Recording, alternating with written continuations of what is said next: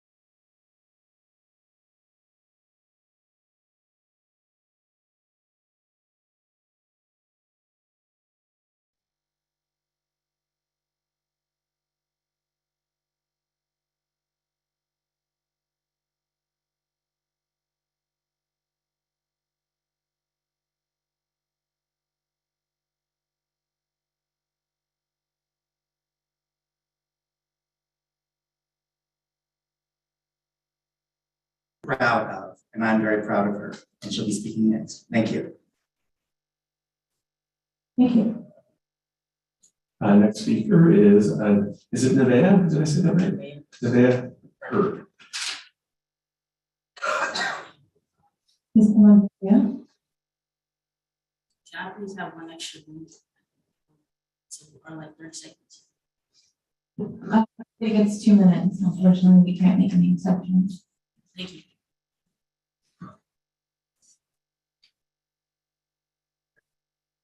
I would like to request to be taken off the exclusion list.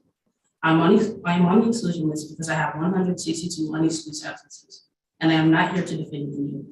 80% of my absences at school, 80% of my absences, I was at school, but I was not in the right mindset to be in the classroom. Let's be honest, this is not who I am. The expectation that I set for myself at the beginning of this year was to become an A+ student on the way to any college of my choosing. So my plan was to come back from quarantine, where it was difficult for me to do much of anything and return to school with straight A's. To have this goal without any plans or steps to make towards this success was not easy. I didn't have any good at school. I didn't have any good study habits. I was unmotivated and didn't have any backup plan. But instead, the past version of myself sabotaged the future I had planned for after high school. I was overwhelmed, and that is my biggest regret. But if I'm being honest, what happened is that I didn't really account for any of the unexpected setbacks in just this year alone.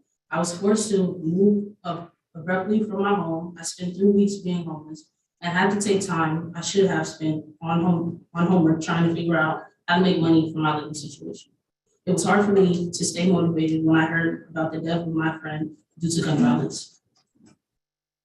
But despite that, despite giving up 162 times, I got up 163. I told myself that even though I felt like everything in my life was falling apart, I'd focus on graduating. That way I could complete things that I had control of. Despite all I've been through, I haven't gotten anything less than a C in hopes that I can walk the stage on May 28th. I am not the person that I used to be, and I just want the opportunity to participate in activities I had dreamed about over the last 4 years. I do respect whatever decision you may come to today, but I hope that your decision extends some compassion and understanding my situation. At the end of the day, I'm still working on being the best version of myself. Thank you for your time.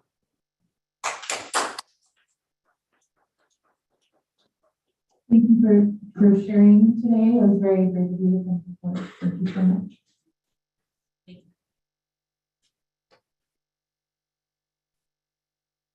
Any more speakers? We have one speaker on Zoom, Stephanie Burrell. Okay, Ms. Burrell, please unmute yourself. Hi, can you hear me? Yes, we can. Hi, hello. My name is Stephanie Brill, and I'm a teacher at the adult school.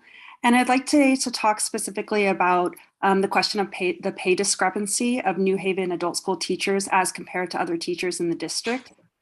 So just to look at the numbers specifically, working from the lowest step of the salary schedule for other teachers in the district, New Haven adult school teachers are paid 38.35% less per hour than other teachers in the district.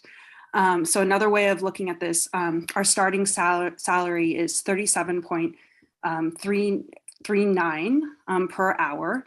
And if you work out other teachers in the district's salaries by hour, based on the number of hours they work in a year, they work the lowest salary step makes over $60 per hour. Thinking of it in another way, the other unionized adult school in the area, which we are also in a consortium with, Hayward, those teachers make $54.99 on their first salary step. And so that is $17.60 more than we do an hour. Also, our salary does not take into account our educational level.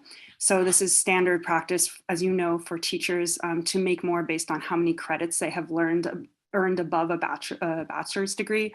And our salary steps do not take into account our educational level, nor do we receive stipends for masters or doctorates as other teachers in the district do. So I'm not sure where this was established in our history, that there's such a discrepancy between our pay as adult school teachers and other teachers, but we are fully licensed, we're hardworking, and I think the adult school plays a vital role in the community, as many of our students can testify to. So on this day of teacher appreciation, just a giant shout out to the adult school teachers who, yes, work out of commitment to the community and commitment to their students, but we hope that our salary can also reflect that commitment, so that we can continue to live in the Bay Area and work in these jobs. Thank you so much. Thank you very much. Do we have any more speakers on items not on the agenda? Okay, Mr. Najad and Ms. Michelle, please unmute yourself.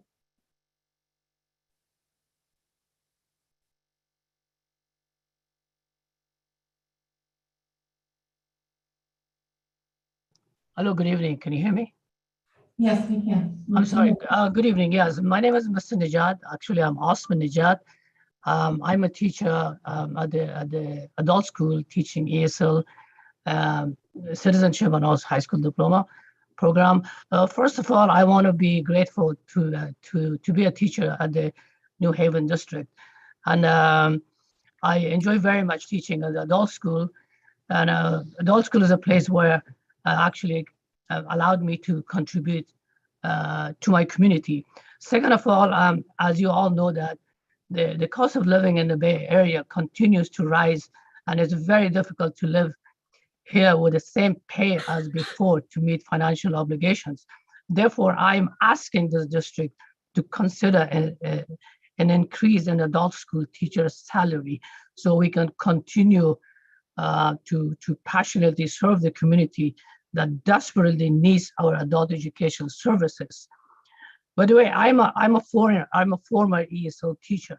Adult school was a place where I grew up, where I got the opportunity to learn the language and continue with my education. I came back as a teacher. Now, living in the Bay Area and also dedicate my life to teaching at the adult school, it makes things very hard for me to continue. So I'm asking, as a former student, as a current teacher, a raise for the teachers so we can continue with the job that we can do and serve our community. And we can continue with the job that I love and we love, to serve our community, to keep our adult school a place of learning and serve our community. I hope that message will change something about adult school, and we as teachers become more dedicated. And thank you for your time and your patience. Again, Osman Najat from the adult school. Thank you very much. Do we have any more speakers on topics not on the agenda? We do have one more, Gavin Smith. Okay, Kevin Smith, please unmute yourself. You have 2 minutes.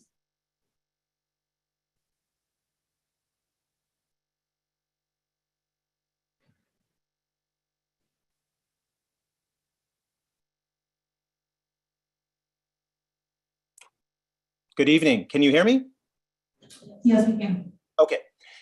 I'm a teacher at James Logan High School and currently serving as a high school director for the New Haven Teachers Association. I'm speaking tonight regarding a mistake that was made by NHUSD payroll impacting teachers that are currently year 15 on the certificated salary schedule. Last year, NHUSD published a certificated salary schedule that was inaccurate. Teachers signed their contracts using information contained in this incorrect certificated salary schedule. When asked last summer if the salary schedule was correct, payroll personnel stated it was correct. When this error was finally realized by NHUSD payroll, they did not immediately inform the teachers that were impacted. In fact, it was not until teachers received their March paycheck that teachers impacted by this error became aware of the district's error. I feel this mistake was compounded by the impersonal manner in which teachers impacted were informed about it. NHUSD personnel, including members of the executive cabinet, stated it only impacted a small number of employees. This added insult to injury of the mistake inflicted on these teachers.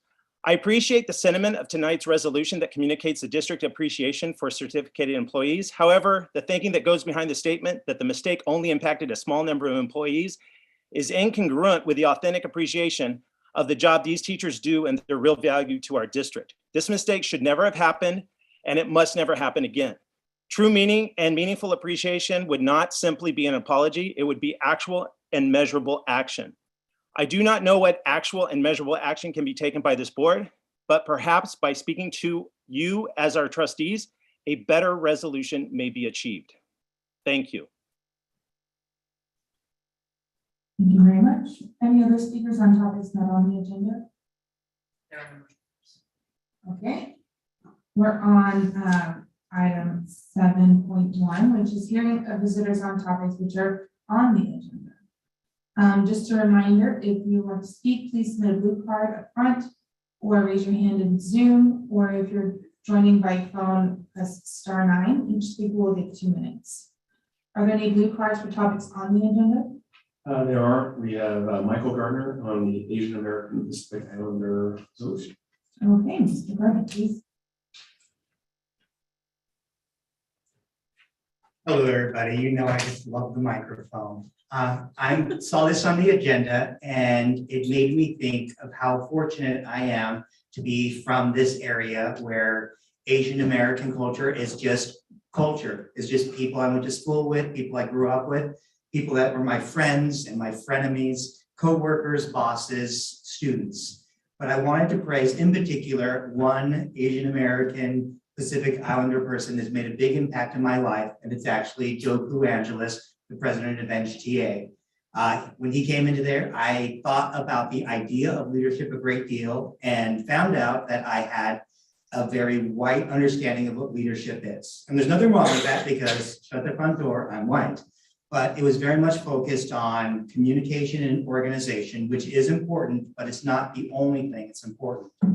In seeing how Joe has led our union, he has always listened first and let people put their ideas before he put his own, and always would deal with criticism without taking it personally and leading with compassion.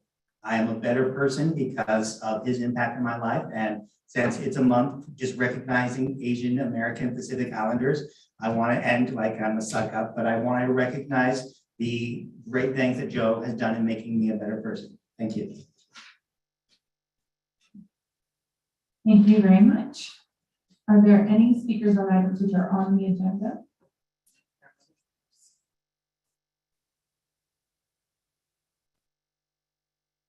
Or to section 8, item 8.1, Superintendent Thompson and staff will provide an update on progress towards meeting the district's strategic plan goals as we approach the end of the second year of this 3-year plan. Okay, thank you. We'll get the presentation up and running. And we are going to do a 10-minute whip through of a year's worth of work. So just when we get to this, I'll show you that we have in here a link embedded that has all of the different activities that we've done to support our goals. And you can, if you want to take a deeper dive, anybody out there that wants to take a deeper dive should look at that. But this is just kind of an overview, a broad strokes overview of year 2. So if you are keeping track of things, we started our 3-year strategic planning cycle in the year 2020, 2021. That was our first year. Of course, the pandemic hit during that year, which made it interesting.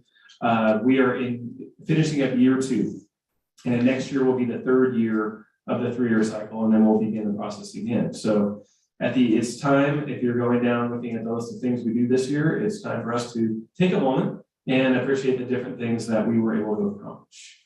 And this year, of course, was a year like we've never seen before. After 16 months of not being in school, we reopened, and that was right when the Delta wave was hitting. So that was a challenge that no school districts have ever had to deal with before, and it was quite interesting. We had serious staffing challenges, like most districts in the country. And just when things started to feel normal, then we had the Omicron surge hit in January, and we had to completely pivot a lot of our activities and move them on, cancel them, postpone them. Also this year, I think the good thing about this year is awareness around student mental health has come to the forefront, but that's in large part because there have been serious socialization and mental health issues that we've been dealing with at all of our sites. So that was another challenge this year. And it wasn't limited to students. Our staff also had those challenges. One thing that we've seen this year, we learned last year and this year we're getting really good at is adapting and adjusting and changing, and the board as well. I mean, and we appreciate your flexibility in moving things around. So anyway, moving forward, this link here in this slide is a live link, and what you can go through it and you'll see all of the supporting, well, many of the supporting activities that go with each goal. So I encourage you to do that. But the purpose of tonight is just to give you an overview of some of the things that we're proud of and have done. Oh, something I guess you can scroll through here. We're not going to spend any time going through this, but you can see when you scroll through there are the indicators, the things that we've done, and actually we have our at the bottom behind after each. If you scroll down just a little bit more, go the other way. Keep going. That blue text. Our parent surveys are what we have used for years to kind of take a dipstick into how we're doing with our community. We had 4,000 respondents this year, and you can see we pulled out some of the indicators from the survey that show a year-over-year comparison that are linked to some of our initiatives in the strategic plan. So you can scroll through and just from at least this one measure, get an idea of whether or not we're moving the needle a little bit in some of these areas. Okay, if you can go back to the main slide deck, we'll jump right into it. Thank you. Okay, so I'm going to have our team give just the highlights here. So Mr. Bazzani is first. Good evening. For Goal 1, Action Initiative 1, again, Goal 1 being around college, career, and life readiness. Some highlights for this action initiative include our expanding summer school from our previous model of providing credit recovery for students in grades 9 through 12 to a K-12 model that also provides academic support as well as enrichment activities. That occurred last summer. Some other activities that are notable for this year is our continual expansion of both of our two-way dual language immersion programs, both in Spanish as well as Mandarin. Being able to refine and continue to develop our programs at the Personalized Learning Academy, or the PLA. And then also the development of our new educational options department within the teaching and learning to be able to provide more articulated and easily accessible services for students. So moving on to Goal 1, Action Initiative 2, again, focusing on experiences that integrate technology resources. As you all know, this year we have deployed our interactive whiteboards throughout our system, our Promethean boards, and have also provided staff with professional development system-wide for its implementation, as well as also preparing for the launch of our new student information system, ARIES. We began that process, and we're going to be going full steam ahead as we approach the summer and the upcoming fall. For Action Initiative 1.3, again, in terms of assessment, we continue to use Literally this year as a way to be able to monitor the progress of our students in terms of reading and comprehension. We provided professional development around NWEA and the results of NWEA to help our staff to be able to inform instruction for our students, as well as provide grade and department level data days in order to support teachers to be able to analyze data and inform instruction. Moving on to goal number 2, equity, access, and achievement. Again, some notable activities. It was around implementing the district's administrative regulations and the equity policy that has been adopted by our district. Reformulating our equity councils at each of our school sites, making them operational, as well as the reconfiguration of the district's equity council in that effort. This year, as part of the action plans related to our CSIS work for disproportionality for special ed, also conducting site equity walks at each of our school sites and sharing out those results both mid-year as well as the end of the year. Also, our work in relation to our work equity district-wide. We've learned a lot this year in terms of our anti-racism work, and we're going to continue, obviously, with the appointment of our new coordinator at our last meeting, moving forward, and using those learnings to create the foundation for us to continue with that work moving forward. For action initiative number 2, under goal 2, again, the implementation of social emotional curriculum, the development of our MTSS guide for us to be able to implement during the school year. Again, knowing that, again, next year we're building a team to support that with our coordinator and our halftime counselor and teachers on special assignment, leveraging our A3G grant completion funds, as we previously shared with you. And then also the implementation of a pilot of Care Solace, which is the wraparound services for social-emotional supports for students and families, as well as a pilot during the course of this year. And then finally, for Action Initiative 3, again, being able to think about programs and shifting from a mindset of alternative programs to allowing students choice through educational options. And so really being very intentional about how we're going to move forward in that area. And so with that, I'll turn it over to Derek for goal number 3. Good evening. Goal number 3, as we know, it's really dealing with people. And that has been the focus, I think, for this year, trying to figure out after the strike especially, and with COVID, the way it is, how do we take care of our people in the system? So Action Initiative 1, really developing a transparent, sort of inclusive process. We've already had an inclusive process in terms of dealing with a union, but this year, we've been taking the extra step of being very deliberate. Very deliberate. When I work with the union, I meet with Joe and Robin weekly. One of the things we do, as I mentioned earlier to you, that we have some panels that we ran for interviews. Instead of just picking different teachers, different classified members, actually asking the union, tell us who you'd like on there. In fact, the president should be on there as well. So those types of extra steps have really made the process even more transparent. Even though we want inclusiveness, taking that extra step seems to really pay dividends. Joe and I meet on a number of issues weekly that are big issues. When they come with things like celebrations, and I'm going to get to that in the second section, rather than say, this is what we're going to do, really finding out, what do you think staff needs? And I think that's an important step in meeting with the unions and understanding that the staff really want to be a part of the process and not just fed things. A caller earlier talked about a situation that happened with the payroll situation.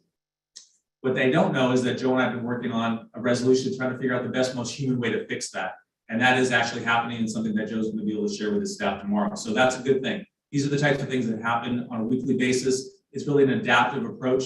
I'm 24/7 when Joe or Robin need to call me, I'm always available. And that's kind of what we do, problem solve these types of things to make sure our employees are taken care of weekly.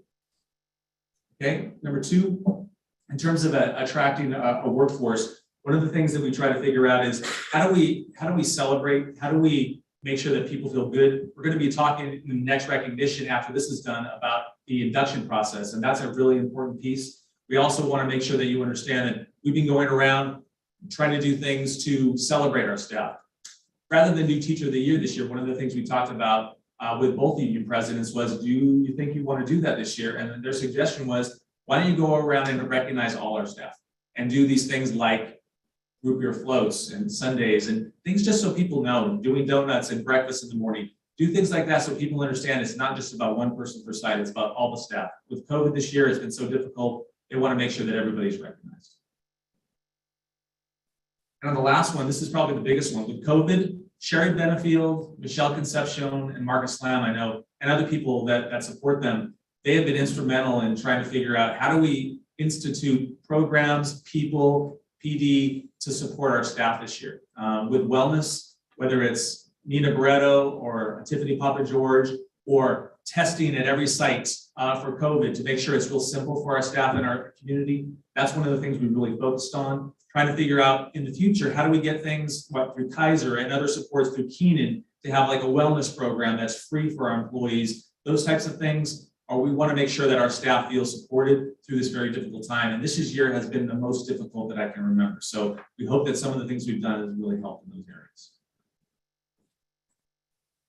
Turn it over. I'll pick up goal 4. A lot of our goal 4 work was around changing our systems and changing our communications with our families and parents, our everything from what the interfaces look like to the technical components of how people can access our district and the information that's there. And last year, a lot of the groundwork was laid. This year, there's some big steps that have been taken where you're seeing some very visible examples of change. And a lot of that is on our interfaces, the new website structure at the district level, our social media communications are, I don't know the number, but it's certainly, I'd say 10 times greater than it was last year. And I'm probably really underestimating it. Coming up with some consistency about when people are looking for us, what can they expect and how are things going to look? And we have our guidelines on how to do that too that were developed this year. So some big changes that way this year. And this is as far as Action Initiative 2 goes, the biggest one was the work we did around our changing our whole image and logo, which represents us. We did that last year, it was approved by the board in August, and you're starting to see them now, the change all over the district. So that was pretty significant. This is another example here of how there's a couple of important pieces here. One, a lot of the work around this initiative dealt with the different interfaces. For example, on the far right, that slide is what you get on our mobile when you go to our website on a mobile device. So much better than it was before. On the far left, there's new opportunities for engaging with the community. The board has asked for and now has opportunities to engage with the public directly in the meet and greets as an example. And I like the middle slide, the middle picture the best, because you can do all you want with technology and all of that, and the people are really what make the experiences our families have and the customer service come alive, or fail miserably if we don't do it right. And so that's an area that we'll continue to work on to provide our staff with the skills to get better and better and better at making sure that we are doing whatever we can to meet our families where they are and our staff members as well, and help provide them with good positive experiences. So a lot done in Goal 4 this year. I'm going to shift over to Annette, Goal 5. Good evening. So continuing on to Goal 5, this is all about our systems, resource management, and our operational sustainability. There are 3 action initiatives. First of all is aligning our budget systems with our goals and priorities.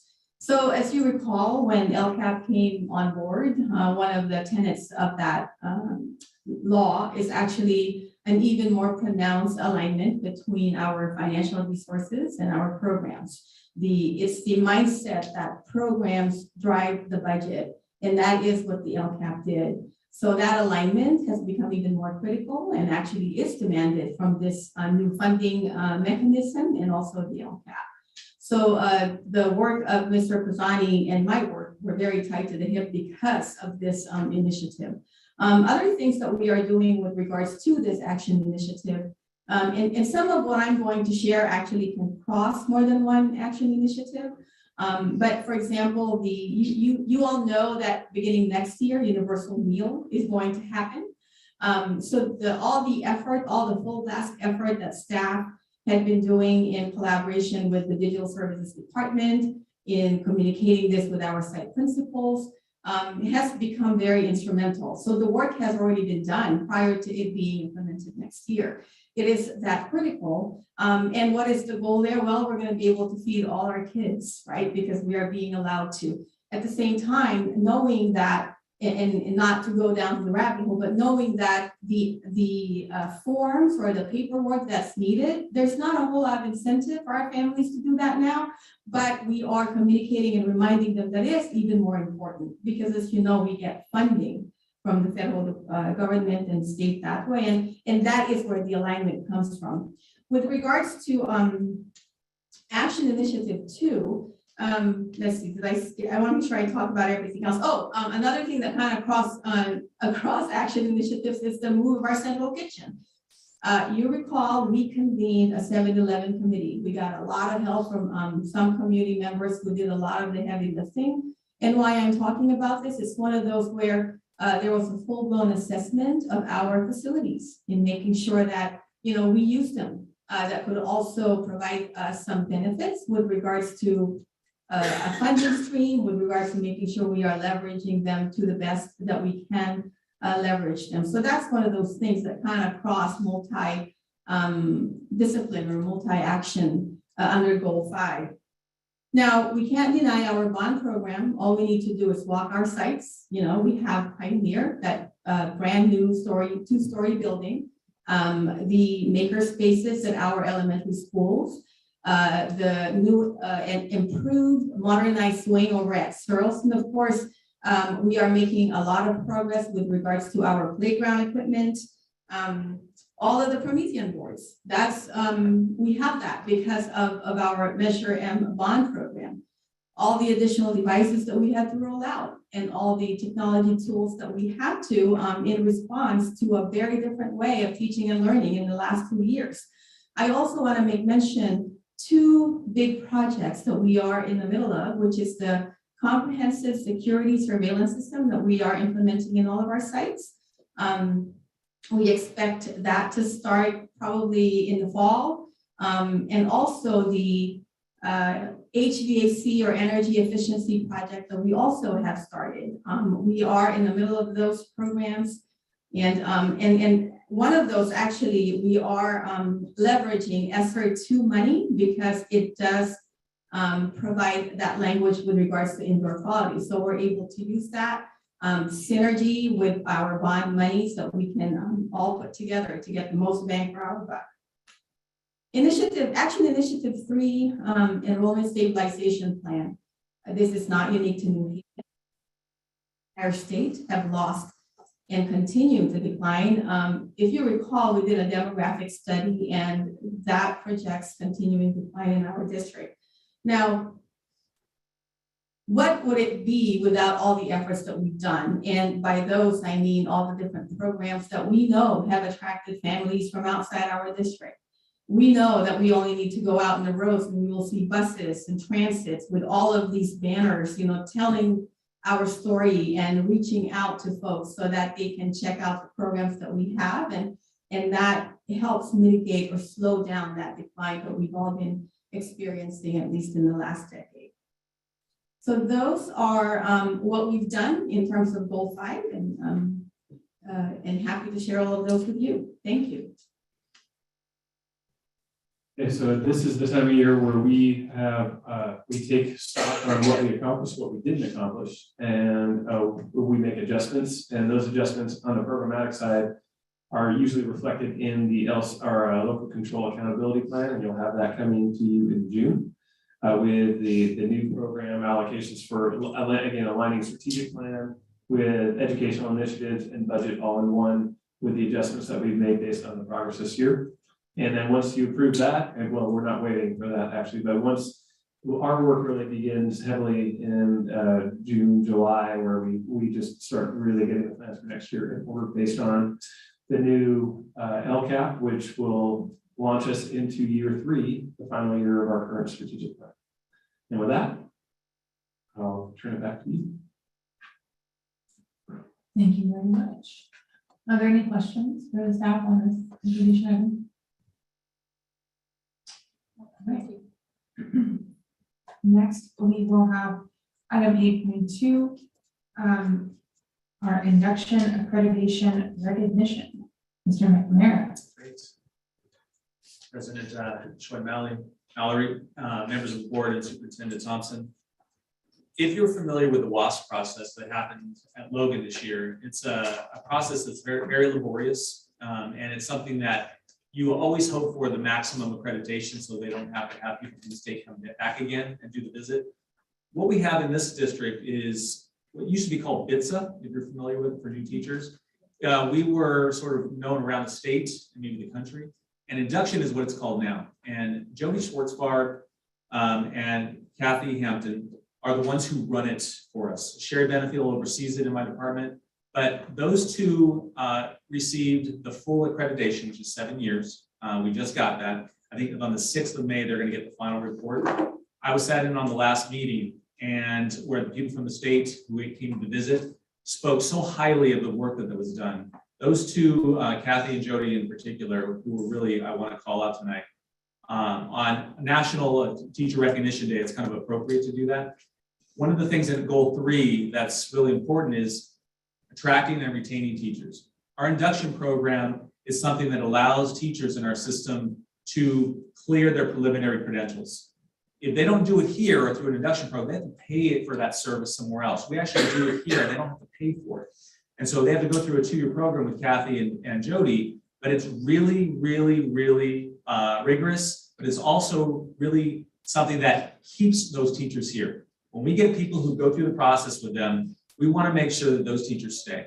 And I think that's something that I want to acknowledge the hard work that they did to get this, for Sherry to be involved as well, who supports them through all the work that they do. So Jody and Kathy, they're here tonight on the Zoom. If you can maybe show them up there, I'd like to give them a chance to maybe say a few words or at least acknowledge them. So thank you for their work.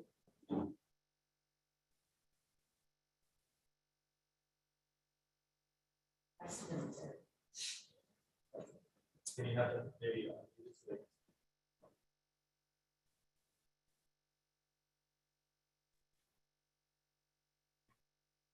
I'm asking to leave. So Kathy and Jody, you can unmute. So there's Jody. I see Kathy there.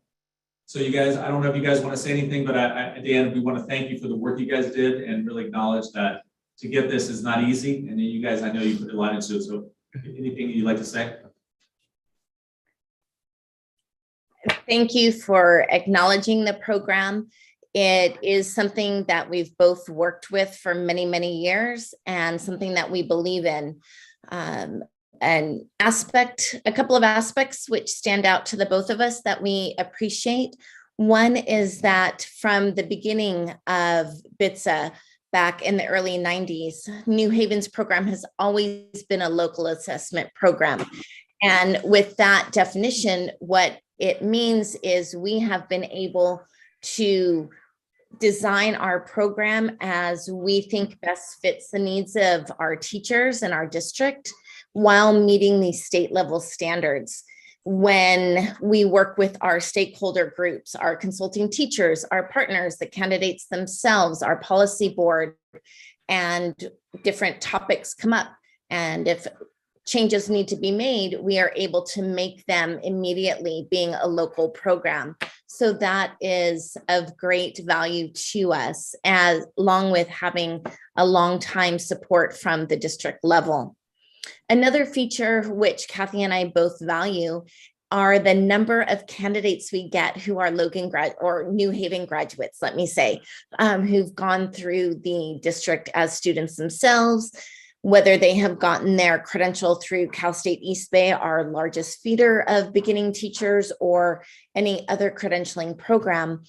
It is always enjoyable, especially when we get to be colleagues with former students of ours, but getting to work with those new teachers who truly understand our community and culture, having been New Haven students themselves. So thank you very much. I'd also like to thank you for acknowledging our induction program. It really has been a hallmark of New Haven for many, many, many years. And it is how we are able to bring very talented teachers into the district. And I appreciate the support the district has provided for our induction program. Thank you. Thanks you guys for all you've done. Thank you very much. Do you have any questions or comments? Yes, thank you very much. We have a question from trustee Csva. So I do remember that we had classes at Jamestown High School in partnership with the Cal State East Bay for the credentialing program. Is it still the same, or is it just a totally in-home program? Can you repeat that? I didn't hear the first part. So this induction program, is it providing the credentials to the teachers, the future teachers? So this allows them to clear their preliminary credentials. So you have to go through this process through the CTE and CDE in order to get your preliminary credential cleared. You have to go through this process called induction now. And that's something that all teachers have to do. And so these teachers, Kathy and Jody, actually guide them through that process.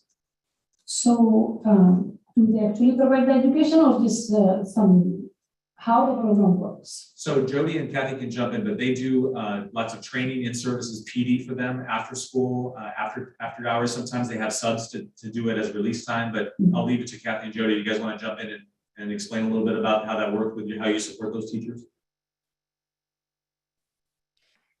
So yes, Induction is currently a credentialing entity, as Derek mentioned, hence the change from the name from BITSA to Induction. We have common standards which all credentialing entities need to meet, whether it's for teachers getting a preliminary credential, whether it's for people becoming administrators and clearing their credential. Those are common standards that all programs meet. Then we also have program standards specific to induction. There is a large emphasis on mentoring support for our new teachers, those new to the profession, and customizing their support around the goals that they set at the beginning of each year. One aspect of our district, which I think is unique, is in the past, Derek was spearheading a revision of our teacher evaluation system within New Haven. I can't remember how many years ago that might have been. It could have been 10. And he and the committee looked at what was then in place for BITSA and how we worked to support teachers with their goals. Consequently, as BITSA transitioned to induction, we then built off of what the district had implemented. So I mention this because our induction candidates set both a student goal and a professional practice goal. While that might be the same goals that they use with their administrators, it doesn't have to be. So through their time in induction, the candidates set these goals, their work with their consulting teachers, with their partners, with Kathy and myself, is all around the goals. So it's a very individualized program. If they need support in certain areas, we work to meet their needs in those areas. Kathy, I'm not sure if there's anything you wanted to add on. I think one of the pieces to the question that was asked was about who becomes our induction teachers. We do have a close relationship with eSpace, so we do have student teachers who are in the process of getting their credential, their preliminary credential.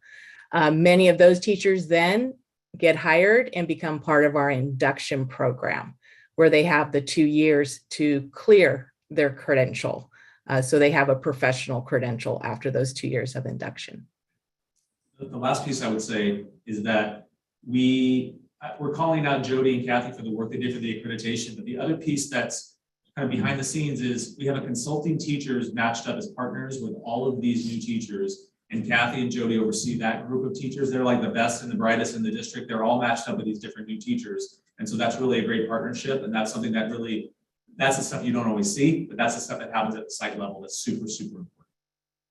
So I have a question. So, for example, someone has a BA degree and they don't have teacher credentials. So when we say preliminary credentials, so first they have to pass CBEST, and then they get enrolled in CSB. I mean, the Cascade Eastway, for example, credentialing program. So they don't have to do that, and they can. They still have to do that. They still have to get their credential, and after they get their credential, then they get a job. They still have to clear their credential. If you don't clear your credential, then you can't teach after the 2 years. Even you have a credential. Yes, you still have to get a clear credential. I see. Okay. Thank you for explaining. Okay. Trustee Campbell? Two things. First, I'd like to, I'm glad to hear that we have full 7 years accreditation. That's a wonderful job because that allows the schools to continue to work without having to worry about that. Second, again, I would like to give a shout out to Jody and Kathy for doing a great job with BITSA and induction, because I know how much work that it's with a lot of new teachers in the past as a principal and administrator who are coming in as new teachers, and the back and forth and mentoring with the experience and model teachers is takes a lot of time.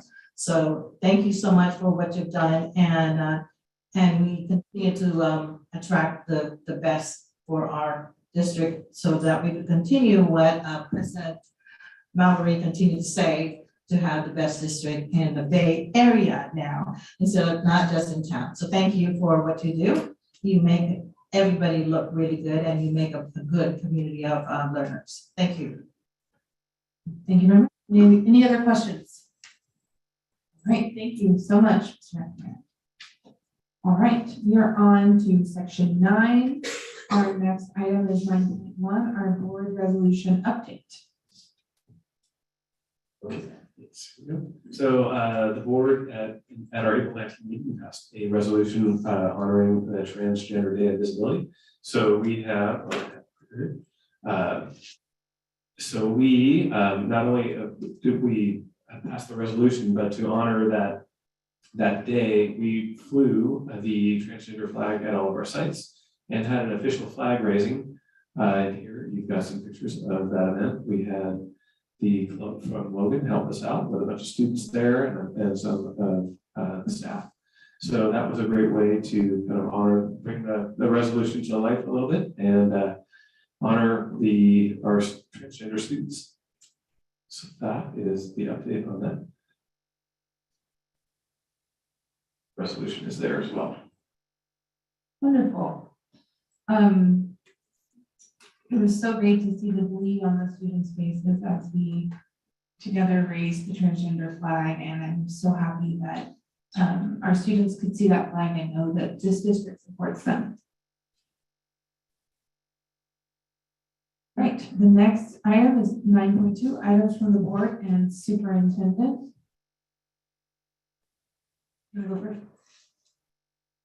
Sure. Just a couple of quick updates. The big one is I want to thank all of our teachers and other certificated staff members like our counselors, our psychologists, and the other certificated staff members that support our students every day. This is a time when you have Teacher Appreciation Week where you really think about all of these folks, and we should honor them. But this year in particular, coming back after having taught virtually for a year, dealing with all of the socialization and mental health issues and challenges and COVID outbreaks, I don't think I've ever seen our teachers work harder, and I just want to thank all of you for everything you've done. We definitely see it and appreciate it, and thank you. With that, as we're getting towards the end of the year, we have amazingly our sports teams are all winding down. We have, as usual, a number of our teams going on to NCS, or they're either in the league championships or heading to NCS or swim team, for example, and a bunch of our sports track has a big meet this weekend. So congratulations to all of those athletes. It's hard. I feel like the season just started and it's already over. Anyway, we have that. We had a principal's meeting today. We got an update from the end of the year activities and full steam ahead.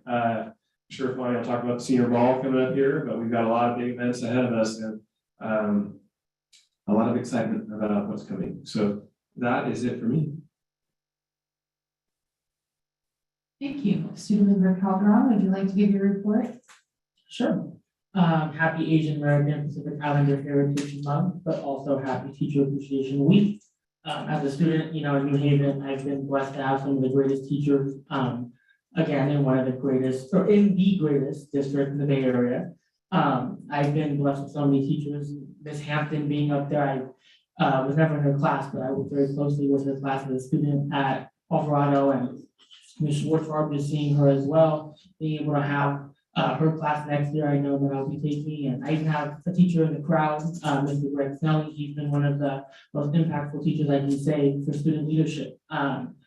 Other than that, Consent Week was a success. We had that last week for our guest speaker from RAIN, which is a nonprofit national network for rape, abuse, and incest. Myrna Garcia, outstanding, courageous individual that came and spoke with any student who chose to show up. And many of our students have actually confided in her following her speech. So just thank you to our Consent Week team, which was led by Annie Nguyen, our Internal Affairs Commissioner, and the Students Against Stash Club. As for all the 6th, this Friday is Special Olympics from 9:45 to 1 p.m. I believe. May 7th prom. It's at the San Jose Tech Museum from 7:30 to. They're getting our dance on, having a good way to push through the last few weeks of the school year.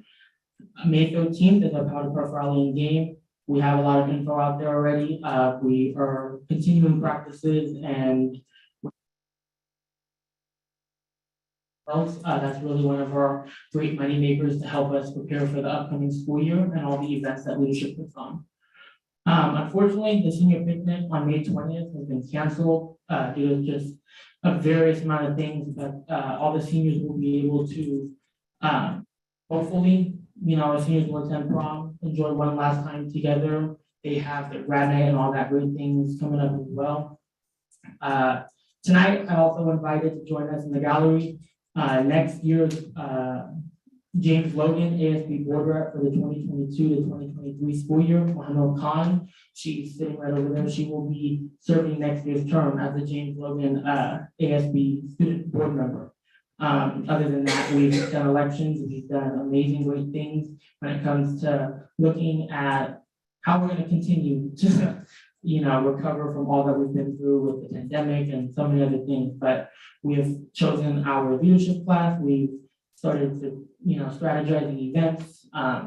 Next year's going to be a great year, so I'm just looking forward to it. Thank you very much. Who would like to go next? You want to mix it up a little bit and start? Okay, let's start with Trustee Gonzalez. Yeah, the only thing I have to report is just some of the events that my fellow trustees have attended. The Cesar Chavez open house night, incredible. Seeing some of my my old peers, I grew up with their kids going through the system,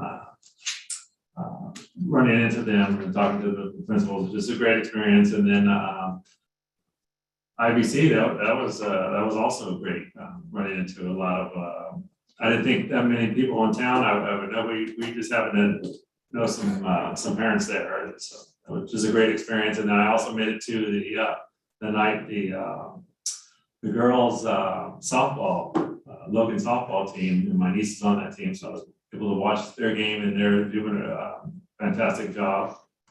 So shout out to the softball team, girls softball team. Just a lot of other events happening. They're going to happen for the rest of the month, and this school year is going to be over like that. This is the time of the year where everything is rushed. I am on paternity leave, and I will be going back to my district next week.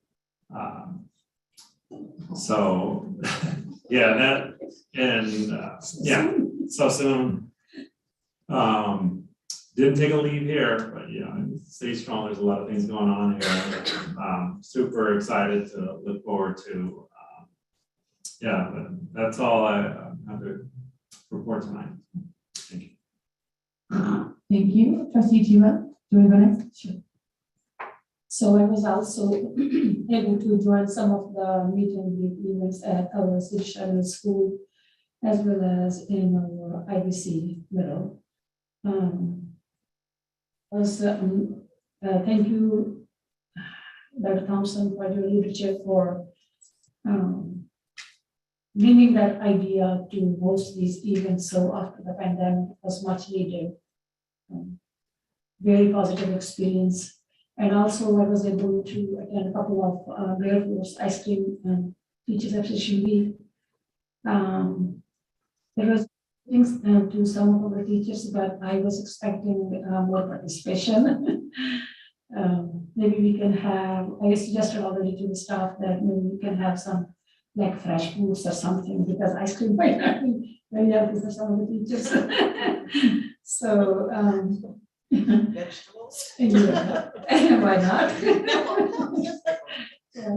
So and also I was able to attend our New Haven Foundation's event, granting the grants to our teachers here in this building.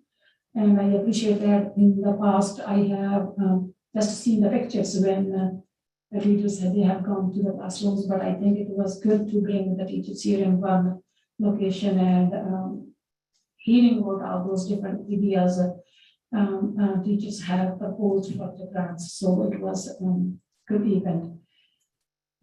Also, I would like to say thank you to our student member Caldron for his very active role on the board.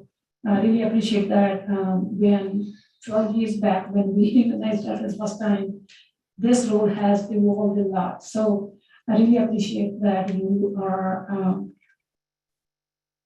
here on the board. So really appreciate your feedback to the board.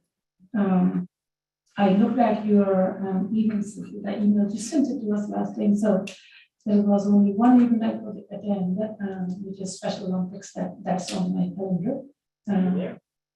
Thank you so much for your leadership again. Thank you. This is all for me. Trustee Shahira, would you like to go next? Yes, I'd like to join in on the certificated appreciation week. I want to thank all the teachers for their tireless and dedicated efforts. It's just so incredibly important what you do.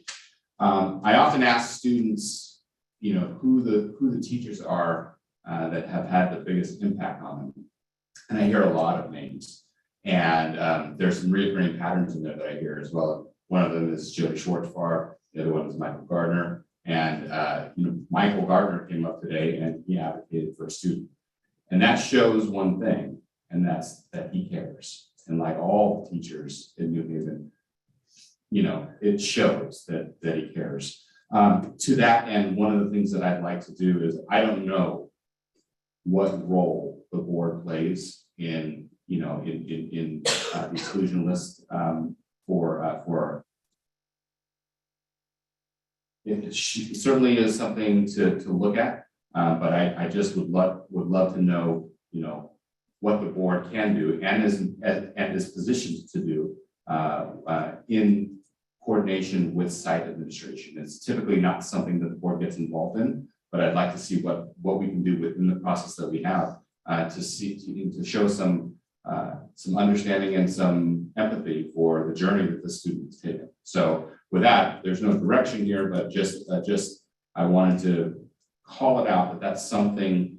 Those are the examples of the types of things that our teachers do here, and I think it'd be good for us to acknowledge that and see what processes are in place to make sure that the student's progress doesn't go unnoticed. Second thing is May 1st, 3 of us up here attended the API Coalition Summit in Newark, where there were more than 100 Asian Pacific Islander elected leaders in the 5-county area. It was really nice to see everybody together. They have a goal of being able to collect over 1,000 API electeds from across the nation to join in Washington, D.C. I think they said within the next few years, I think. So that would be an interesting goal. There was also a moving keynote address by Seattle Mayor Bruce Carroll, who's half Japanese and half African American. It was really, really interesting to watch, and I really enjoyed that. On April 30th, I helped with the Puente Service Learning event for Earth Day at the Kaupali Community Garden at the Union City Teen Workshop. And that was, we planted a lot of plants, and the garden's going to look really good this year. The next Puente Service Learning project is going to be on at the Teen Workshop on June 18th. There's going to be a lot of other things, but one of the big things that they're going to do is they're going to want to repaint the Aztec murals that have been showing a little bit of age from the sun, and that's going to be on again June 18th from 8 a.m. to 2 p.m. So I'm going to be there, and if you feel like painting, and you know, join. That's all I have. Thank you. Thank you. Trustee Canlon, would you like to go next? Thank you so much. I would like to echo my colleagues here regarding recognizing teachers for what they do. And also what Mr. Nishihara has mentioned regarding the students. So if you could take a look at it and see what the procedures are. Thank you for bringing that up. I also would like to thank my colleagues here for deciding to do the informal meet and greet, because it has allowed us to be able to talk to the community in a more informal basis. It's really frustrating sitting up here and having to follow certain procedures when people speak to us and we can't respond according to our procedures.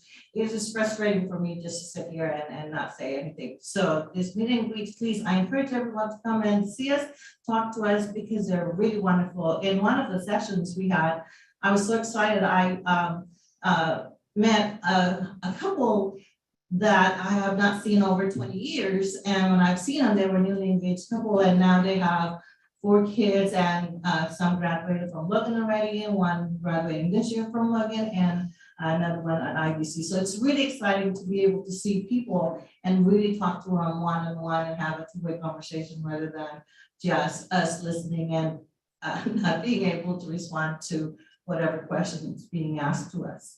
I'd like to congratulate our district for getting the pivotal practice, for being a pivotal practice winner, one of the 2 districts in the area. And these are the schools implementing innovative practices during the COVID time. So thank you for all the work. Again, back to the teachers and everyone working together, making sure that we practice the teaching strategy so that our students achieve. I also like to, again, comment about the impressive accomplishments of our goals. In this district, we've come a long ways the last 2 years, as you've seen on 8.1. I'm not going to repeat them, but I want to highlight what Mr. McNamara mentioned regarding the positive collaboration between HR and Mr. Joangelis. I'm really, really happy to hear that positive collaboration is happening and building relationship. We could still do better and we can continue to grow, but it's a start. So thank you for having that in place and being very inclusive in the decision-making process. I would like to thank the foundation for the over $60,000 given to teachers and classrooms, and also for is it 195,000 included the 60 in that one? I think it was 1 for scholarships. I believe it was Right. 195. 195. It must be 195 total, right? So thank you for the scholarships that are given to our students. That is much needed, and to all the donors who really gave up something so they could give to the students to have increased access to higher education. I'd like to thank all of you as well.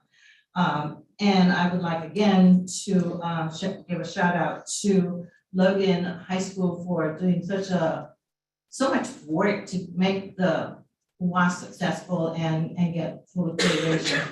For people who've been involved in those things, they understand what it takes to make that happen. So that was a lot of work. So thank you for doing that. And a shout out for, again, Jody and Kathy for highlighting our PITSA induction program. And again, that is not a simple thing to do. And New Haven is a model for that. So thank you for all the work that you do.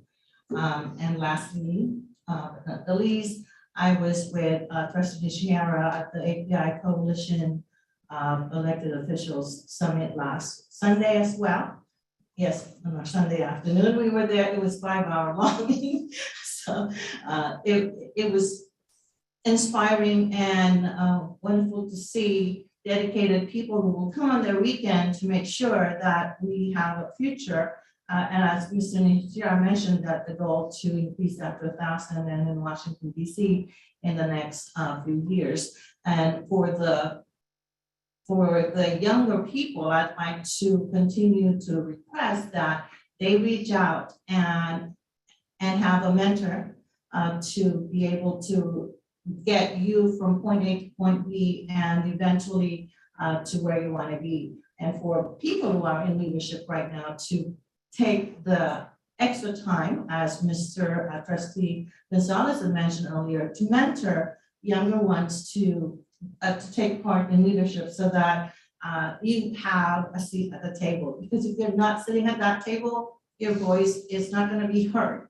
So I highly recommend that for us who are in the leadership position to take that time and make time to mentor other students, other people, even other adults in our community, to make sure they take their role and take their seat at that table. And again, the students to reach out and ask someone to mentor you. If you don't ask, they don't know that you need them. So I'm encouraging you to do that. That would be it from me. Thank you. Thank you very much. So, okay.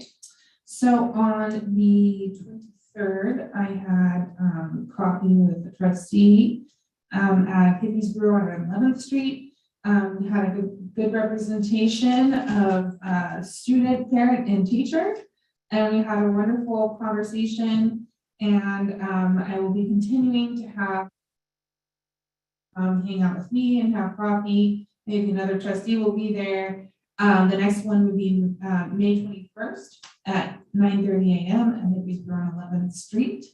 And then on the 24th, I went to the Union City Family Center and helped to distribute bicycles that were donated for families that need them, to the students, and it was just a really great time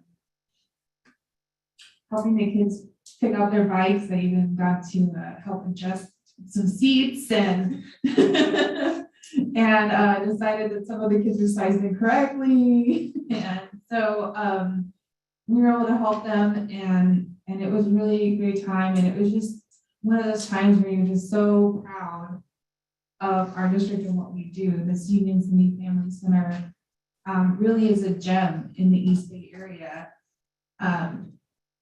And I just want to thank all the teachers and staff that spent many, many hours assembling bicycles, which were donated from Target. Is that it? Everyone? It was Target. I don't know if there was another. I don't remember. I don't want to miss anybody. So it was great. All the staff were there. They were excited to be there to hand out these bicycles, and each student also got a helmet. We're told how to be safe. So I'd also like to wish all our teachers a happy National Teachers Day. For what makes this district so great, because you're the ones that are face to face with our students every day, dealing with all those issues. And as was mentioned, you know, coming and advocating for students. I've heard over and over again how much teachers make a difference in students' lives when I talk to the students. And they always have a teacher that they want to talk about, you know, like this teacher did this teacher taught me that. And we're going to list them all, be too long of a list, but it really is a hard job, and I really appreciate all of you who have answered the call to be teachers, including Trustee Gonzalez. I really am. And also for all the teachers that are here tonight. So thank you. Thank you very much. Okay. I want to wish everybody a happy Asian American and Pacific Islander Heritage Month. There's so many wonderful and great Asian American and Pacific Islander people, 3 of which were on our board. I said 3. No. Kalani, number 4. Sorry. Yes, 4 members on our board. And many of our teachers and our staff. And I just hope that everybody takes this time to learn about great AAPI leaders, and like our Fiona Ma and and I don't know, Rob Bonta, and we have so many. Rokana, Congressman Rokana, just to the south of us. So, okay, we can go on. It'll take a while, so we're gonna stop there. And then I attended the meet and greets at Cesar Chavez and IVCMS, and they were great. They were great. I'm area too, so there weren't many families at IVCMS that are in my area. So, but at Cesar Chavez, I really had a great time talking to the families that were there and hearing their concerns and their feedbacks about the schools, and helping getting their questions answered, like, you know, where do we go and enroll? do our students go to summer school here if they're coming from elementary school? Those kind of questions. So we got all those answered. And then congratulations to our swim team for going on to NCS. I saw that on Instagram. Amazing job, everybody. And to our track and field. And then, oh, I missed an event thing. Okay, so besides me doing Coffee Next on May 21st, on June 4th, I'll be performing at Stars on Stage, which starts at 7 p.m. And I'll be singing opera, and Mrs. Rivera from Kiriyama will be accompanying me. So please come and help make that a success. And then, Connie, I just want to really thank you for your leadership this year and for being our student board member. It's not your last day. One more, so I won't go into everything and start, making everybody cry or something. And then I, as well, want to echo what Trustee Nishihira and Trustee Callan said, which is to understand what our role is, with Maya who's here and how we play into all of them. So to give her a chance to reintegrate into social activities. And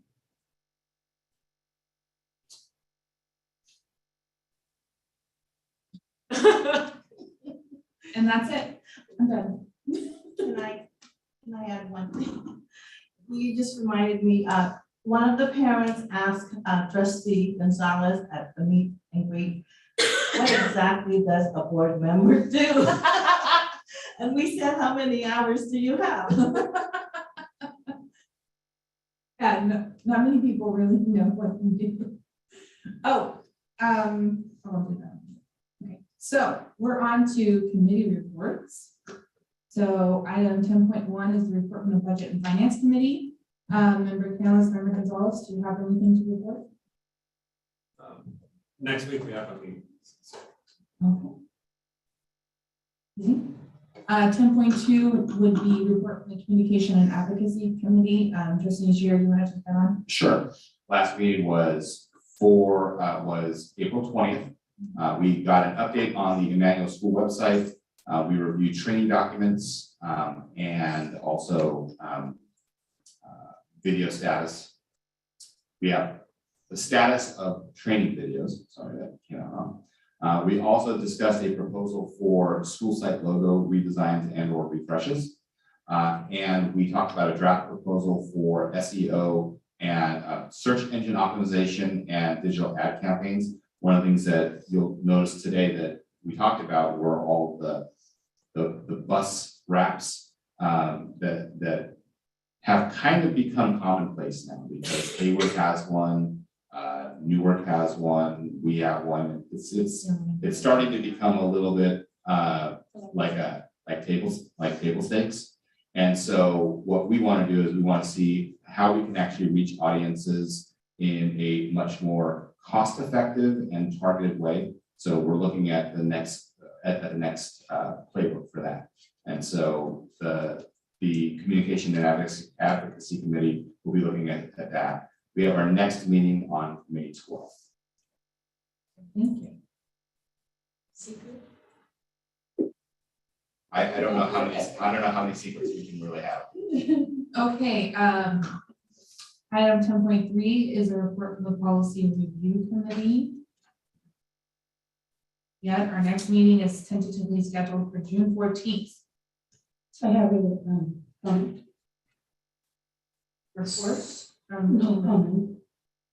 So I think this will fit take a look at our rehabilitation plan for the admission to the expelled students for the condition number 6. When COVID happened, we waived the movie service hours for them. And I think we need to so if policy committee can take a look at that. If you could save that for consensus items at the end, we'll add that to the list. Okay. Yeah. Yes. Bring it up there and we'll Sure. this.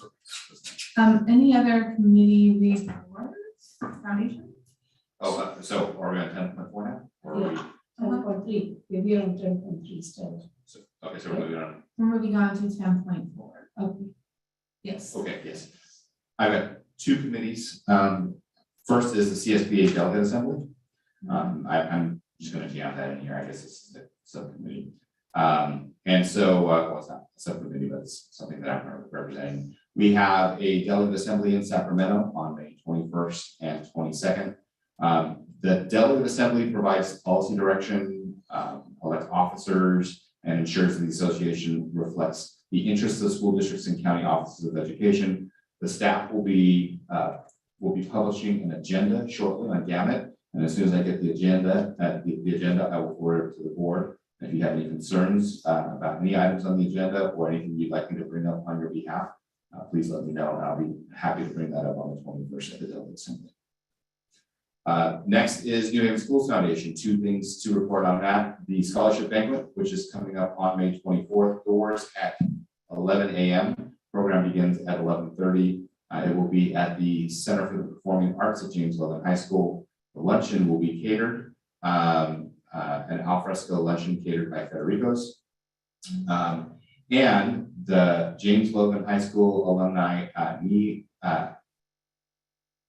Aheen, will be the keynote speaker in class of 2020, from the, I don't think that's right. Oh yeah, for the class of 2022, he didn't graduate in 2022, obviously. He's currently the chief strategy officer for and a venture capitalist in Silicon Valley. So looking forward to that. That'll be on the 24th. And then President Mallory also talked about Stars on Stage, which will be on June 4th at 7 p.m. at this Performing Arts Center. In addition to hearing President Mallory sing, there's a bunch of other things as well, but I don't have them all listed right now. But I would go just to hear the president sing. So, all right, that concludes my reports. Thank you. Do you have any other, the ROV? The ROV? Yeah, Mission Valley RFP. Yeah, so other than that they got the really financially good report there. That's the good news. That's all from there. And then in the last board meeting, we have requested to coordinate with the city council to have our school and city council joint. Yeah, I don't know what happened to our request. Regarding the, we were having some last swap things, so that regarding the update on those swaps. They are not ready to meet. They're not ready to meet. Strand. Okay, other than SALPA, there is no scheduled meeting because it's quarterly. So, but then SALPA one event is coming on May 6th, so I plan to say, special students allowance. Thank you. Okay, anything else besides Expo? Okay, I attended we had the Expo meeting on April 28th. And we had a special guest, James Aguilar, Region 7 representative to the CSBA, gave a report on what the CSBA Board of Directors is working on. Had a presentation on community colleges and what they offer our high school students, high staff from Chabot College and Las Positas College. The AXPA is inviting people to attend. The League of Women Voters of Fremont, Newark, and Union City we're going to be jointly hosting a forum for the 20th Assembly District candidates on May 5th, 6 p.m. You can register by going to my.lwv.org. And our next meeting is TBD. End of the committee report. All right, so action items, section 11, item 11.1. May I have a motion in a second to adopt resolution number 059-2122, Asian Pacific Islander Month? All right, discussion. Would somebody like to read the resolution?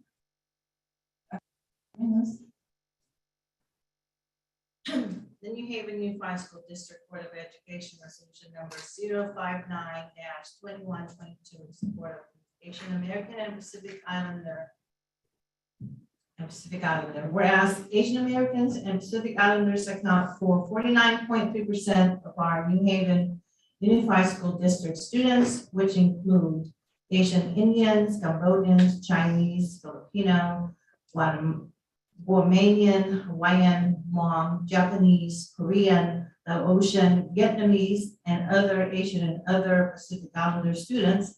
And whereas Asian Americans and Pacific Islander communities are immensely diverse,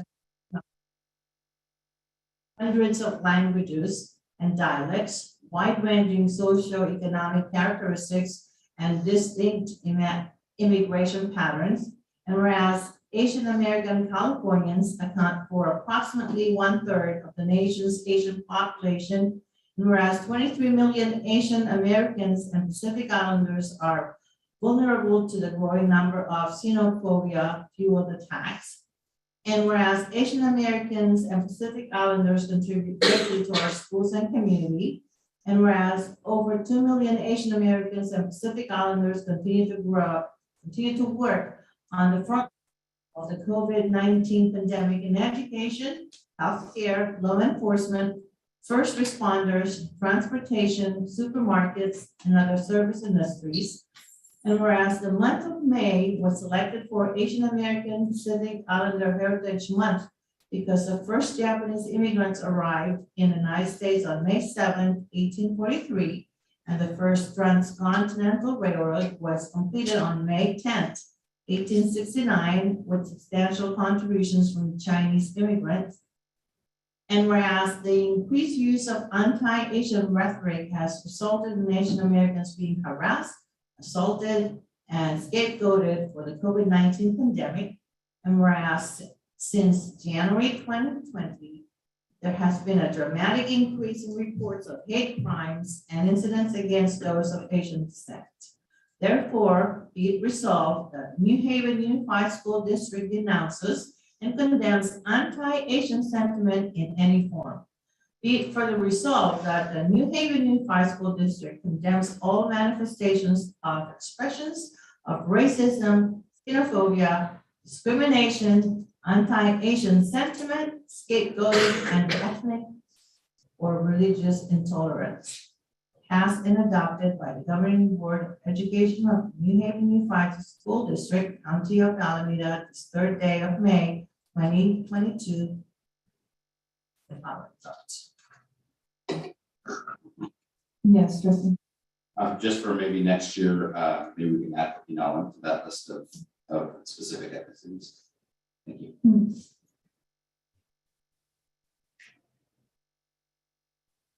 All right. Roll call, please. Calderon. Aye. Canlis. Aye. Ishihira. Aye. Chima. Aye. Gonzalez. Aye. Short Valerie. Aye. We're now moving to item 11.2. May I have a motion and a second to expel student number 1? So moved. Second. Roll call, please. Canlis. Aye. Ishihira. Aye. Chima.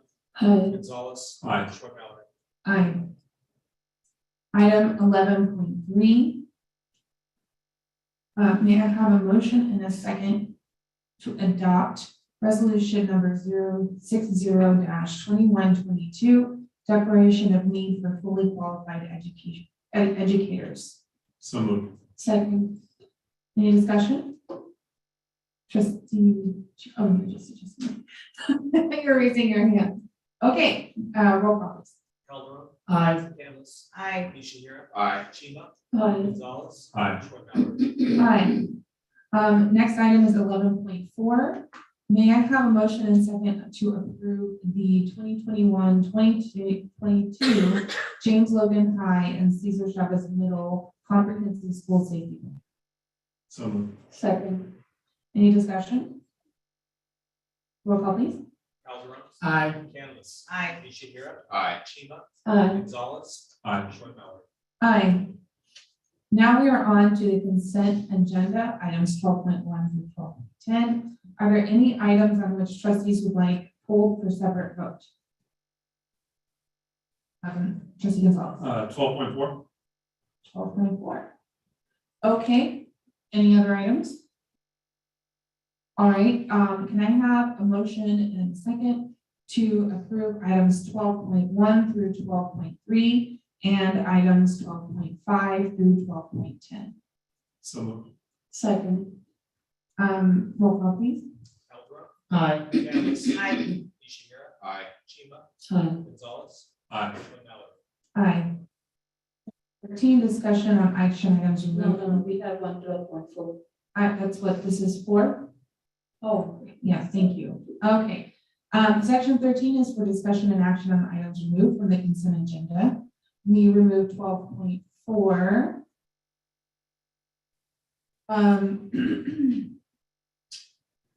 Do you want to? I'd like to move it. Okay, we have a motion in a second to second. item finished.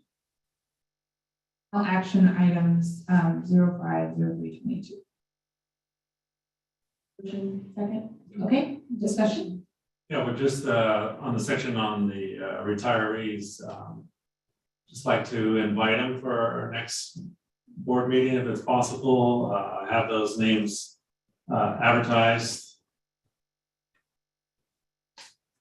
Or be present, I don't know, some little celebration, I don't know what's going on. I know last year during the pandemic, we couldn't do any in-person activities. Oh, maybe if we can ask, do we have any kind of celebration for members who are retiring in our district? Is there any protocol for that? They do something at sites now, but the plan is for next year, at the end of the year, this would be a big celebration for all of us with the board as well. That's the plan for next year. So you mean you will bring them in the fall? No, In the spring of next yeah, there hasn't traditionally in the district been a celebration of retirees at the district level. Mhm. So they do that at sites. This year, one of the thoughts that we had was doing a retirement and recognition ceremony, which we would have had to start planning in the fall. Given Delta and Omicron and everything else, we said, you know what, we're gonna put that off to year 3 of the strategic plan. So next year, that's the goal. We can look at perhaps doing, well, we can check and see, this actually blends right into the consensus item, so we can see if the board wants to, maybe prior to the board meeting, we could have, invite them for. Yeah, simple kind of shake hands and. Yeah. And why don't we move that to the board, it affects your schedule, so I think that would be a good consensus item for the board. Yeah, we'll move that to section 15. Yeah. Okay. Yeah, okay. And we have that, but we do have that active motion on the table too. Oh, okay, so we need to approve it. Okay. Roll call please. Eldra. Aye. Candace. Aye. Ishihara. Aye. Chima. Aye. Gonzalez. Aye. Aye. Our next item is 14.1, assessment of governance procedures and protocols. Do we have any board members who wish to speak to that? Trustee Chima. Like we have just said it, for this item number 12.4. We could have just simply a comment on that section, leave it there. And make the comments and put it in the back and get all the other items approved in one sentence, in one stroke, kind of, not having it voted separately. We could have done it. Yes, we could have passed the whole consent calendar and then requested the recognition of Yes. the retirees in section, in the consensus section. Yes. Yeah. And I think it's a good reminder for all of us that when we want to make requests of the staff, that's the section we should put it in. We kind of threw out some stuff throughout the meeting, but that really belongs in this section, in the next section of our meeting, which is 15. Are there any other governance remarks? One was when I was making the request to include to remove the waiver from the rehabilitation plan. When we read mental exercise units. So if we can take a look at how did we move it to the waived, and if we can bring it back to the not waived status. Yeah, that would be in 15. That would be in 15. But just so you know, we agreed that the only items that we're tracking Yeah. are the ones that. No, I thought we are already. Yeah, Yeah, in order to I mean, make a formal request of the staff or to do, or to change something, we need to do it in item 15.1. Yeah, right. So with that said, let's move to item 15.1. Would you like to make your request, trustee Chief? Again, I think we have a consensus, yes, that we, due to COVID, removed the requirement for community service for expulsions. And and trustee Chima is asking that we look into how that was done and what the process is to bring it back. Yeah. Would we want to delegate that to the policy committee? Or I think that sounds like a good motion of that. Yeah. And also, take a look at the protocol when trustee Nishihira mentioned about one of the students for the exclusion. So what is the policy and how we can address that if it's possible? Yeah, I think we are requesting that from all of us. Trustee Nishihira, do you want to state your request? No, I think I mentioned everything. Well, I don't know. My point is I don't know the role that the board plays in these types of protocols. And so I guess if anything, and I don't want to task the staff with work necessarily, but I'd just like to know what role the board plays in either, I wouldn't call it overturning, but interceding in local site admin protocols and processes. Yeah, the only time the board would get involved at that level is if there was a violation of policy. Okay. So in this matter, the board sets standards around student conduct, and then it's up to the sites to have rules that and protocols. And so, for example, in order to be able to be a participant in extracurricular activities, you have to be in good standing. That includes grades, attendance, all of that behavior and all that, and that the board doesn't weigh in on that. But if there was a violation of policy, then the board could weigh in. But other than that, you trust staff to make those decisions. And for our information, what is the process? Well, I guess for a student to appeal their status. Yeah, that would start at the site level. Okay. And then it's a tricky one because once those standards are set, if you do what you do for one, you have to be ready to do for all. And so if attendance is a protocol, it sounds like in this case, attendance was a significant issue. That would be something that would be very difficult to overturn. So, but what I can do is reach out to Mr. Polk and let him know. And I would encourage the student to go and appeal through the school site because the board really, at this level, unless there's a violation of policy, doesn't really work. Yeah, so if the administration, whatever the committee is, if they can take a second look at it, that's all. Thanks. Any other requests? Yes. Yeah, I don't know if this is necessarily in this section or if it should have been in the governance section. One thing that we could probably all do better as a board is that when we provide, when we ask for the staff to do some work, it'd be good for us to actually follow a format. So that when we make requests to staff, it's in a, like, what is the specific thing that we're looking for? What is the outcome?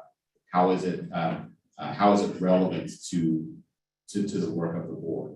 And the reason why I say that is because we often ask for information kind of in a template, in a templated or predictable format. And I think it's reasonable that when we provide, when we're asking the staff to do work, that we make our requests really, really clear. So what I would actually ask for us is for staff to give us a recommendation of how they would like to receive board direction in a way that answers all of their questions, has clear inputs, clear outputs, as well as implications for why we're asking this, what are we going to do with it. I mean, that way we're just very, very clear, and you don't have to spend a lot of time interpreting what we're trying to say. Yeah, and that's a good point. And I think that one of the purposes of creating this agenda item was to do that. And I think, and on my end, I think it's probably, I could do a better job of probably saying, all right, this is what staff will deliver. For example, we have two requests this time. The first one is to have the policy committee review the expulsion community service component and the rehabilitation plan. So that will be agendized for that next meeting. So we're all in agreement on that's what that is. And this is really, it's a good opportunity for us to have these discussions and to figure out what it is that we're looking for. And I think the second request was a perfect example of that, which is wait a minute, we want to do this, but what's our role? And then what can we do? And what I will do in this case is I will reach out to Ron, let him know that there's been, a student and teacher who spoke about this issue of attending extracurricular activities at this time of year. And I'll ask him to review the situation and provide me with a summary of what's going on. And I'll put that in an update sent to the board. Okay. So that's very specific. Does that make sense? Yeah, then, maybe we can have a template, like you said, so why I'm asking and what is the, so that we can, it'll be easier for the staff. I think we, as a board member, we will put the information into the template, so we know at the time that why we are doing it, what I'm looking for. Yeah, we can come up with something pretty simple. It's what is it's really what is the deliverable that the board is agreeing that staff will do. And that's it. So, and that maybe that we can put something together. I can do that. That'll be a third of us. So I'll have a very simple template that we can all just use. It's almost like a card if you ask, or you can write on it and formalize it for it. And I know it's hard because these requests come up like random arrows throughout the meeting where it hits you. And then you could write it down in that template and then we could share it here. I just have so much empathy for you when you're trying to sit down and figure out what exactly that you're asking for, right? And we're just trying to get to that much more clearly. I appreciate that. And that's part of my responsibility too, is make sure that when I'm, usually I am, but sometimes there are times where it gets late. And the next day I'm looking at my notes. So this little template will help. And that's a good idea. All right, good. Okay. I have a so the why would be because I am hearing from teachers and students and parents, community, that our health and wellness classrooms have been a lifesaver this year. And as everybody knows, we were only able to use one-time funds for that. And it was for 1 year period. And we had a bunch of other services as well. So what I would like is to see what we can do to kind of as a stopgap measure, or what can we afford to do? Can we afford to keep those classrooms? Can we afford more social workers? What can we do as a district to keep that maximum impact that we had with our health and wellness classrooms going maybe in a more cost-effective way that we can actually have it sustainable. And my result would be that we would have those services continue. Well, the one thing we definitely can't do is keep the classrooms. We were clear from that a year ago, and that nothing's changed. One of the things we have provided, and we started it in December with the idea that we'll carry it over, is we brought in the outside provider to assist with mental health supports for staff and students, and that's through Care Solace. And our utilization reports that the people have been taking advantage of that. So that's a scaffold. One of the things that we're doing at the sites, and the whole goal of MTSS is that you provide those initial supports in the classroom. And then you have, when you get to the tier 2 and tier 3, there's a plan for all of that. And that continues. What we were able to use that A through G completion grant money to help provide TOSAs at the sites that will be charged in part to help assist, instead of having a place where people come and are pulled out, to have TOSAs helping with the training and the support within. And that is a goal to build that capacity within. And then we have a bunch of other supports that are scaffolded on top of that. I don't know, Mr. Bazan, if you want to add to that. And the halftime counselor working with the coordinator also to be able to support students and staff as well. So in building on a pushing model of support, having the structure to be able to support those folks at the school sites as well. But I will once again turn this back to the state and say, if you want us to provide mental health services, give us money to provide mental health services. We get $0 for mental health support, 0. Everything comes out of the general fund unless we can use our ESSER funds or these one-time pots of money and try and patch things together. But everything except for the family center, which by and large is becoming more and more independent. But we were even subsidizing our family center to the tune of over $500,000 a year out of general fund money. That's money that is supposed to be designated for K through 12 in classroom instruction. And so it's been it's difficult when you don't have any money for this. And we are really gaming it and just trying to mix and match. So when I was with Bill Quirk on Friday at a retreat, and he asked, well, what can we do? We said, first, fund the base. Second, if you want to give us, if you're placing demands on us, for example, if our special ed students, over 50, I think it's 57% was when I checked last, the money that we have federal, it's a federal mandate that we provide these services. And the cost of that is over half of it, 57%, I think was the last I checked, of the cost of that federal mandate comes from our general fund dollars. So my request is, if you want us to do something, give us the money to do it. And mental health services are exactly the same. $0 designated in our budget for mental health services. So it comes from something. And that's why we were really clear last year. The mental health, the wellness rooms are great. We love them.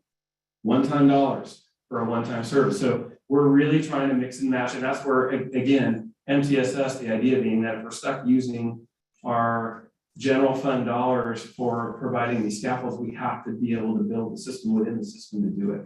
And that's what the focus will be next year, is getting back to that, along with the support services we get from YFS and some of the other agencies that support us as ancillary scaffolds and supports.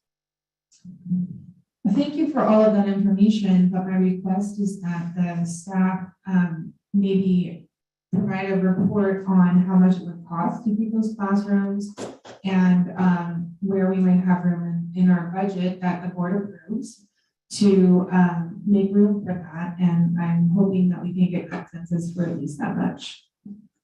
I can answer the cost. It's over $1 million.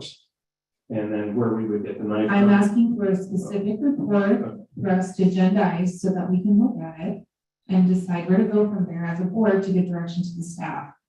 Member Campbell? I was just gonna add back to what Thompson was talking about, how to get that funds. Perhaps we have an election coming up soon, and we could have new state senators and assembly members, and their job is to be listening to their constituent. And one of the things we could be asking for is continue the funding for mental health. And we could also get that out to our CSBA director, which we have access to, so that CSBA could advocate for us. And I also want to add that before COVID, we have a team of people who are working together to ask the state, which include CTA, and Joanne Delise is one of those members, for funding from the state. And we know there are some extra monies that they could release this time around. So we really need to work together in lobbying with our legislators in getting those monies so that they could not give a one-time funds for mental health, because we know it's needed, and COVID just magnified that. So well, so not to belabor the point, but our budget is approved by the board, and it is our guidance, right? And it is a statement of our values and our priorities. And so I'm just asking that we can look at our budget and see if there's anywhere that we can allocate funds. I was told by someone who used to teach in Dublin that Dublin has a social worker at every school site. We already expect so much from our teachers, and they can't take a kid out of a room if they're misbehaving. They need support, and there's not enough support to go around. And they were telling me that because of these health and wellness teachers, they were actually able to come in and de-escalate the situation when the administrators were busy with other matters. So that's why, to me, it's really important, to see if we can provide that support to our students, our staff, and our teachers. And I would just like to know if we have consensus, rather than us spending the rest of the night talking about how we would love the state to give us more money, because I agree with everything you said. No, we agree. Mental health is very important. We need to deliver. We also need to be realistic and see where we could find that. So with your request, yeah, so we could look. I have no issue with the research, just figuring it out, figuring out from the legislative standpoint where we stand. But we can have a discussion when it comes up for action. If it comes to that. I just want to be clear, so a report on what it would cost and where the funding would come from to keep our wellness rooms going. Is that the request? I'd like to give up, Yeah, Yeah. and where we have to cut to do that. Okay. Are there any more requests? As information, I don't know if this request maybe Superintendent Thompson can. So one of the meet and greet events at IBC, I am sure that parent also talked to the other board members. So there was a parent and they were concerned about the education in our elementary schools. I don't know the status of that. Do we provide that or what is that? In my opinion, when my kids were going, it was in the middle school. So she was mentioning she had 2 daughters and she was mentioning that one is in the elementary, one is in the middle. And when she is in the middle, she is already there. So she was looking for services at the elementary level. And I'm sure she said she will talk to the other board members. And I just want to know that if you have any comment on that, or maybe you can apprise us later on if you are not ready. Just want to share it with you that this was concerned from one of the parents. Yeah, we have, we follow all the state standards that are out there, and there's a middle school and a high school component for puberty and sexual health and all of that stuff. At the elementary level, I think it's in 5th grade, there's a section on, and Scott, you can help me if I'm wrong, they do a pull-out section. I think they separate the boys and I think they still do that, where they have on just body changes. Is that correct? It's related to health education, but it's not a specific unit at elementary schools. In the middle schools and high school, the curriculum for sexual education is Positive Prevention Plus, which has a website where anyone who's interested has the opportunity to go into review the curriculum and what is included within that structure in that curriculum. And those follow the state standards all the way through. Correct. She was mentioning about the Fremont situation that they are providing in the elementary level. So I'm not sure, but I don't want to talk about this more than this at this time. Maybe we can have other discussion faster, have more resources, and then come up with something to address them. So I think that was it. Yeah, I've been asking about that too. Yeah, you can pick up that binder in my office. It's ready for you. Puberty can start way before middle school. So it's something that would be nice to review and make sure that we're serving students for the best. That policy committee item? Yes, okay, policy committee. We're gonna review the policy on puberty education. Wonderful. Puberty/health. Puberty/health, yes. All right, with that, I'd like to adjourn our meeting. Thank you very much.